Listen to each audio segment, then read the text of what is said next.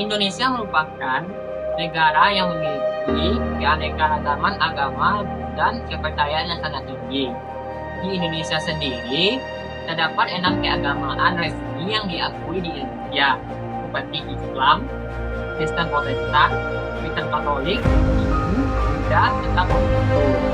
Mayoritas penduduk Islam ada di Indonesia. Sementara untuk penganut agama lainnya itu berdampingan secara damai di Indonesia. Proses penyebaran agama-agama ini tentu tercatat dalam sejarah. Misalnya agama Islam yang masuk ke Indonesia sejak zaman ke-13 melalui pedagang darat dan misionaris dari Asia. Bahkan kerajaan Islam pertama di Indonesia muncul di Pulau Sumatera, menyebar ke Jawa dan ke Sulawesi. Hingga saat ini populasi di Indonesia sekitar 80%-nya adalah pemeluk agama Islam. Yang kedua, agama Kristen. Agama Kristen masuk ke Indonesia pada saat kedatangannya bangsa Portugis ke Indonesia, tepatnya pada abad ke-16. Titik penyebaran agama Kristen ini dibuka kuat di Maluku dan Nusa Tenggara Timur. Dan sekarang sekitar 10% populasi Indonesia adalah beragama Kristen. Selanjutnya adalah agama Hindu dan Buddha. Agama Hindu dan Buddha menyebar ke Indonesia melalui berbagai kerajaan Hindu dan Buddha di Indonesia pada abad ke-7 hingga 14. Agama ini merupakan agama yang pertama dan terutama sekali di Indonesia. Karena jauh sebelum kerajaan Islam muncul, terdapat kerajaan agama Hindu dan Buddha. Hingga saat ini, populasi Hindu mayoritas berada di Bali. Sementara untuk Buddha memiliki populasi sekitar 1% di Indonesia. Walaupun begitu, pertentangan agama tentu kerap terjadi mengingat keanekaragaman agama di Indonesia yang begitu besar. Ketidakadilan sosial, ekonomi, politik, dan provokasi dari pihak-pihak itu juga menjadi penyebab adanya konflik agama yang pernah terjadi di lembar sejarah Indonesia. Untuk itu, melalui video ini kita akan membahas akar-akar permasalahan dari setiap kasus konflik agama yang ada di Indonesia dan pernah terjadi di masa lampau, dan juga untuk mencegah berbagai kasus yang sekiranya terjadi lagi di masa yang akan datang. Namun kita harapkan semoga kasus yang sama tidak terjadi lagi di masa yang akan datang. Berikut adalah beberapa kasus konflik yang pernah terjadi di masa lampau, tepatnya di Indonesia pada zaman itu.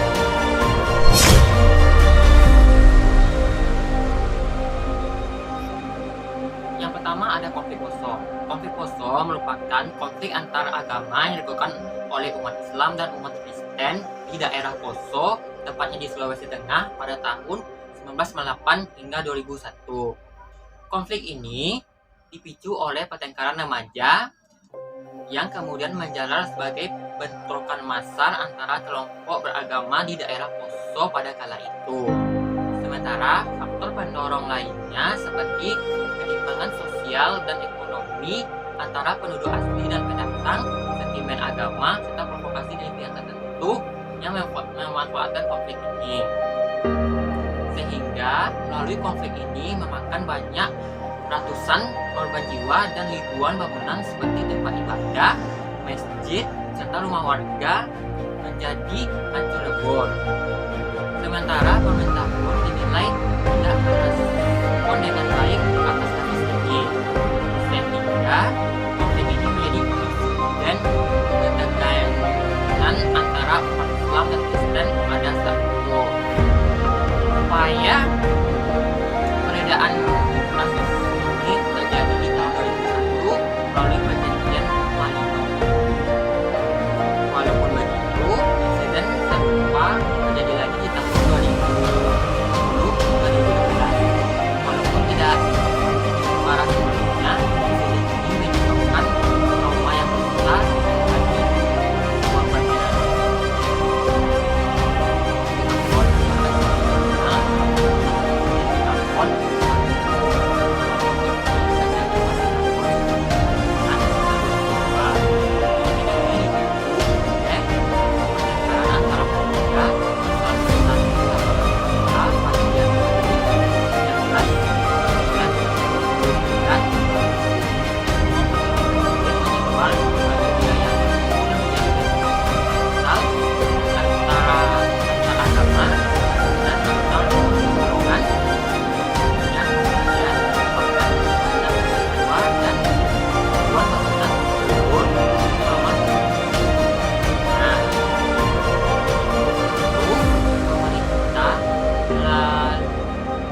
Melakukan upaya perdamaian dengan membuat perjanjian perdamaian Malino di tahun 2002. Walaupun begitu, insiden kekerasan terjadi lagi di tahun 2011 yang mengakibatkan pengungsian massal di daerah Maluku dan banyak meninggalkan trauma yang mendalam bagi korban. Kasus Tanjung Priok adalah konflik antara pemerintah dengan umat Islam di daerah Tanjung Priok pada tahun 1988. Konflik ini bermula dari rencana pemerintah untuk melakukan mengakibatkan area makam dan area masjid sekitaran pembangunan tersebut. Hal ini punya aksi protes bagi umat Islam yang tidak terima dengan perilaku pemerintah tersebut melalui aksi unjuk rasa yang dikenal sebagai aksi Tanjung Priok. Namun dalam penyelesaian kasus ini, pemerintah menyerahkan aparat keamanan yang dalam penindakannya menewaskan ratusan korban yang kebanyakan adalah umat Islam. Membuat kasus ini menjadi insiden yang menimbulkan ketegangan antara pemerintah dan umat Islam pada saat itu. Kalau ketika penerimaan kasus ini dilakukanlah perjanjian damai oleh pemerintah itu dengan membangun hubungan yang baik kembali dengan umat Islam serta merehabilitasi korban dan keluarga mereka. Selanjutnya adalah kasus Sangkit. Kasus Sangkit adalah konflik yang terjadi di Sangkit, Kalimantan Tengah pada tahun 2001 yang mana melibatkan suku Dayak dan suku Bunda pada saat itu. Konflik ini dipicu oleh perebutan lahan dan peningkatan aktivitas kelompok yang mana membuat kasus ini menjadi lebih besar lagi setelah itu. Kasus ini menjadi kasus yang memakan banyak korban jiwa, terutama Sumatera dan suku Dayak, yang mana melalui kasus ini banyak suku Madura yang massal akibat serangan darat.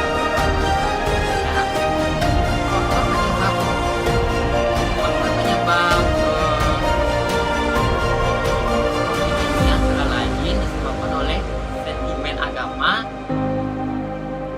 ketimpangan ekonomi dan sosial antara penduduk Dayak dan penduduk Madura, dan sikap anti Madura yang telah tumbuh begitu lama di jiwa suku Dayak, menyebabkan konflik ini meletus pada tahun 2001. Pemerintah pun dianggap kurang merespon atas kasus ini, yang mana pemerintah baru mengerahkan pasukan keamanan setelah kasus ini menyebar luas. Itu kalau upaya penyelesaiannya dilakukanlah perjanjian damai pada tahun 2001. Meskipun begitu, kejadian yang sama terus berulang kali di tahun-tahun berikutnya yang meningkatkan trauma sosial dan ketegangan antar suku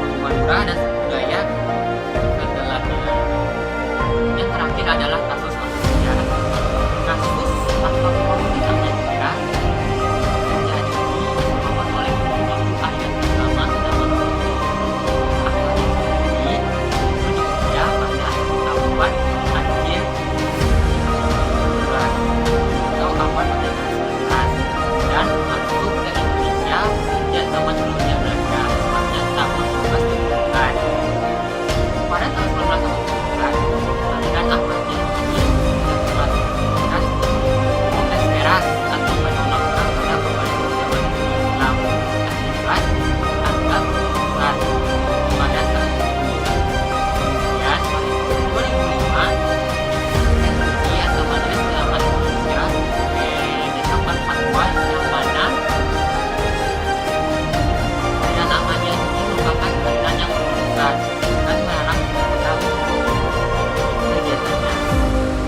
Setelah keluarnya fatwa itu, maka terjadilah penyegelan dan pelarangan tempat ibadah serta intimidasi atau kekerasan yang dilakukan terhadap pengikut-pengikut Ahmadiyah oleh kelompok intoleran.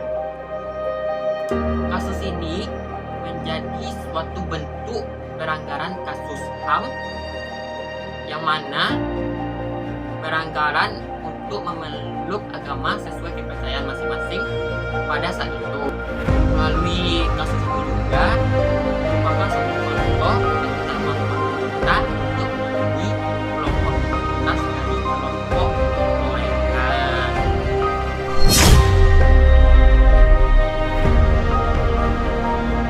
Dari berbagai kasus yang telah kita jabarkan sebelumnya, penting bagi kita untuk mendalami pencegahan dan penyelesaian konflik serupa ke depannya agar tidak terjadi lagi.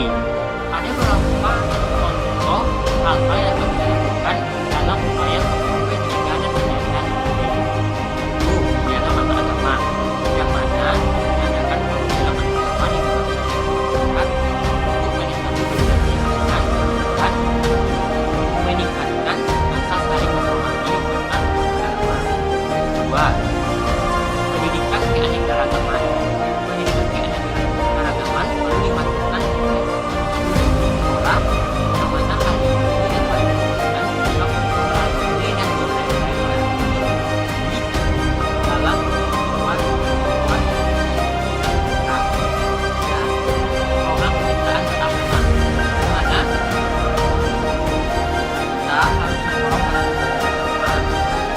menyelesaikan masalah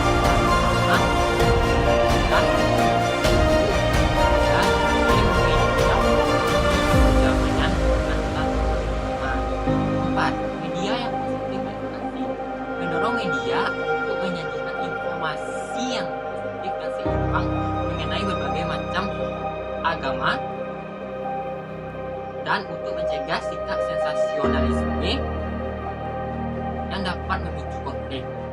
Nomor 5. Legislatif yang inklusif, yang mana kita harus mengupayakan agar undang-undang atau kebijakan yang melindungi hak-hak minoritas dan mendukung kebebasan beragama akan ditetapkan dan diamankan pada kehidupan sehari-hari. 6.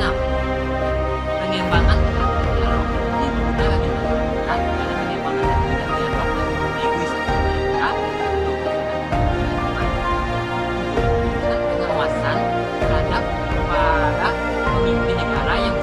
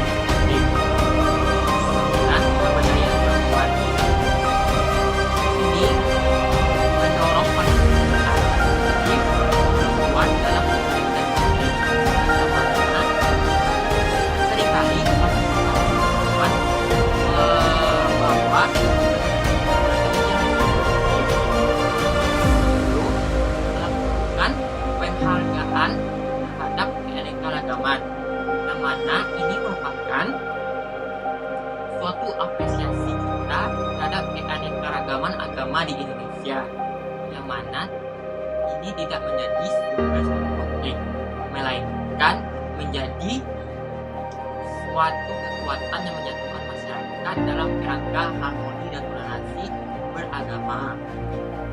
Upaya-upaya tadi menjadi penting bagi kita